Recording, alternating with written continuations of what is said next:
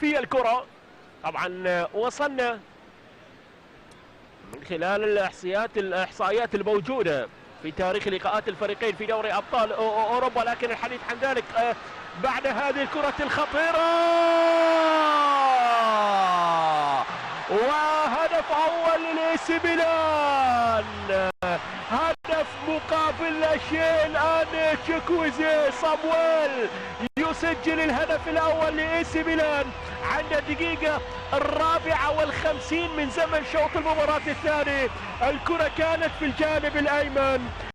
تشيكويزي يسجل الهدف أول. لاحظ الكرة والافتكاك الجميل في المنتصف، الضغط على حامل الكرة، انطلاقة من العمق، تمريرة ما كان فيها راية، ما كان فيها تسلل، ولكن صامويل تشيكويزي يسجل الهدف الأول لمصلحة الإي سي ميلان.